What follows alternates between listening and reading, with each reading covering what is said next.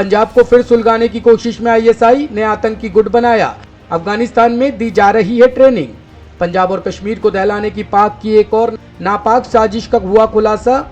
पाकिस्तानी खुफिया agency ISI ने आतंकवादी घटनाओं को अंजाम देने के लिए लश्कर-ए-खालसा नाम का गुट बनाया है, जिसमें अफगान लड़ाकों को भर्ती किया जा रहा है।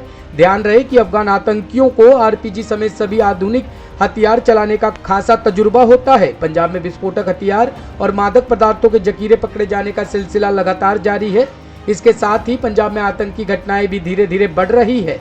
सोमवार की शाम को तो आतंकवादियों ने पंजाब पुलिस के इंटेलिजेंस इमारत पर ही हमला कर दिया। आरंभिक जांच में बताया जा रहा है कि यह हमला आरपीजी रॉकेट लॉन्च के जरिए किया गया था। उधर पाकिस्तानी खुफिया एजेंसी आईएसआई ने भी पंजाब को सुलगाने के लिए एक नई पटकथा की तैयारी की है। कश्मीर में 8वीं शताब्दी के मंदिर में उपराज्यपाल के पूजा करने पर विवाद, एएसआई ने जताई आपत्ति। जम्मू कश्मीर के उपराज्यपाल मनोज सिन्हा के अनंतनाग के एक मंदिर में पूजा करने पर एक नया विवाद खड़ा हो गया है। दरअसल मनोज ने सोमवार को अनंतनाग के मट्ठन में 8वीं शताब्दी के मार्तंड सूर्य मंदिर के खंडरों में पूजा अर्चना की थी, लेकिन बाद में भारतीय पुरातत्व सर्वेक्षण ने इस मामले पर आपत्ति जताई और जिला प्रशासन के सामने चिंता जाहिर की। मिली जानकारी के मुताबिक एएसआई ने प्रशासन से कहा कि उस मंदिर में पूजा करना नियमों का उल्लंघन है, क्योंकि इस परिसर में धार्मिक समारोह आयोजित करने के लिए अनुमति लेनी चाहिए थी, जो कि नहीं ली गई। ऐसे में प्रशासन को यह सुनिश्चित करना चाहिए कि भविष्य में ऐसा उल्लंघन ना हो। इस मामले में जम्मू कश्मीर प्रशासन का कहना है कि केंद्र शासित प्रदेश के अनंतनाग जिले स्थित मार्तंड सूर्य मंदिर में पूजा अर्चना करने के लिए उपराज्यपाल को किसी की आज्ञा लेने की जरूरत नहीं है। महबूबा मुफ्ती का बीजेपी को चैलेंज, कहा दम है तो ताजमहल लाल किला को मंदिर बनाकर दिखाए। वाराणसी की ज्ञानवापी मस्जिद के बाद ताजमहल के सर्वे की भी मांग उठी है। पक्षकारों का मानना है कि ताजमहल के 22 बंद कमरों को खोलना चाहिए, क्योंकि इनमें हिंदू देवी देवताओं की मूर्तियां हैं। इसे लेकर इलाहाबाद हाई कोर्ट की लखनऊ बेंच में एक याचिका भी दायर की गई। इस बीच पीडीपी की चेयरमैन और जम्मू कश्मीर की पूर्व मुख्यमंत्री महबूबा मुफ्ती ने ताजमहल को लेकर बीजेपी को बड़ी चुनौती दे डाली है। महबूबा मुफ्ती ने कहा कि अगर दम है तो ताजमहल और लाल किला को मंदिर बनाकर दिखाए, फिर देखते हैं कि कितने लोग भारत में इन्हें देखने आएंगे। देखिए, हमारी जो रियासत है, यहाँ सेकुलरिज्म, हिंदू, मुस्लिम, सिख, ईसाई सैकड़ों सालों से इकट्ठे रह रहे हैं। यहाँ मस्जिद के साथ गुरुद्वारा भी है, जियारत भी है, मंदिर भी है। ये हमारी हेरिटेज है, हमारी पहचान है। तो जो एलजी साहब हैं वो कोई महंत नहीं है, वो कोई पुजारी नहीं है, वो हमारे कॉन्स्टिट्यूशनल हेड है।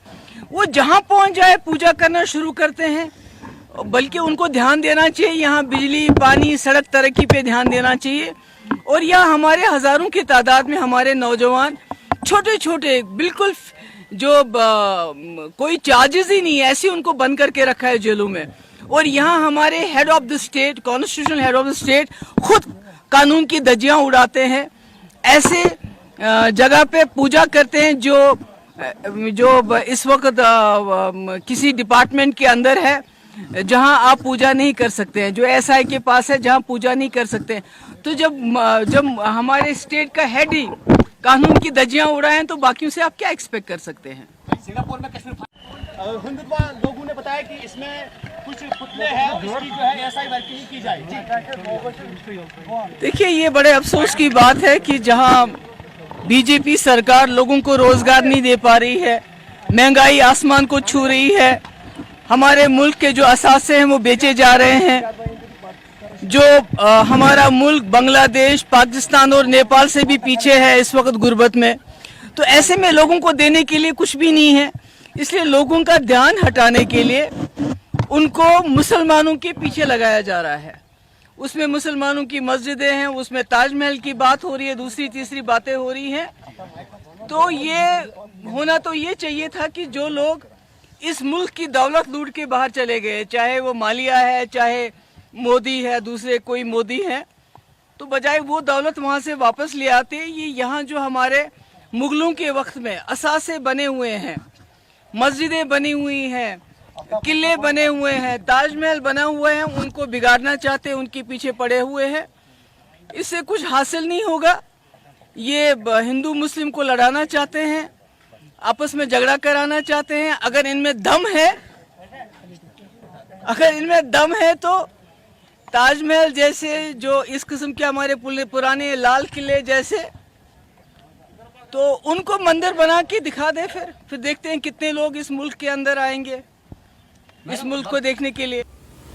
सेना प्रमुख जनरल मनोज पांडे को मिला परम विशिष्ट सेवा मेडल, राष्ट्रपति कोविंद ने दिया पदक। भारतीय सेना प्रमुख जनरल मनोज पांडे को आज परम विशिष्ट सेवा पदक से सम्मानित किया गया। राष्ट्रपति भवन में आयोजित कार्यक्रम में राष्ट्रपति रामनाथ कोविंद की ओर से army chief general Manoj Pande को पदक दिया गया। हाल ही में 30 अप्रैल को जनरल मनोज मुकुंद नरवणे के स्थान पर उन्होंने 29वें आर्मी चीफ के रूप में पदभार ग्रहण किया था। जनरल मनोज पांडे पहले ऐसे आर्मी चीफ है जो सेना की कोर ऑफ इंजीनियर्स के अधिकारी हैं। इससे पहले वो अति विशिष्ट सेवा मेडल, विशिष्ट सेवा मेडल जैसे सम्मान पा चुके हैं।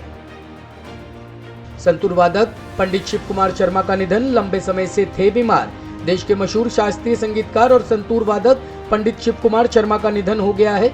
84 वर्षीय शर्मा बीते 6 महीनों से किडनी से जुड़ी समस्या से पीड़ित थे और डायलिसिस पर थे। आज उनका कार्डियक अरेस्ट के चलते निधन हो गया। शिव कुमार शर्मा ने संतूर को एक लोकप्रिय वाद्य यंत्र के तौर पर स्थापित करने के लिए जाना जाता है। संतूर जम्मू कश्मीर में प्रचलित वाद्य यंत्र था जिसे शिव कुमार शर्मा ने दुनिया भर में लोकप्रिय बना दिया था। उनके निधन से शास्त्रीय संगीत की दुनिया के एक युग समाप्त हो गया है।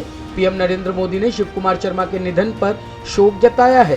ट्विटर पर श्रद्धांजलि देते हुए पीएम नरेंद्र मोदी ने लिखा, शिव कुमार शर्मा जी के निधन से हमारी सांस्कृतिक विरासत को बड़ा नुकसान पहुंचा है। उन्होंने संतूर को वैश्विक स्तर पर लोकप्रिय बनाया था। उनका संगीत आने वाली पीढ़ियों को भी प्रेरित करता रहेगा। ब्यूरो रिपोर्ट, टीम तफ्तीश न्यूज।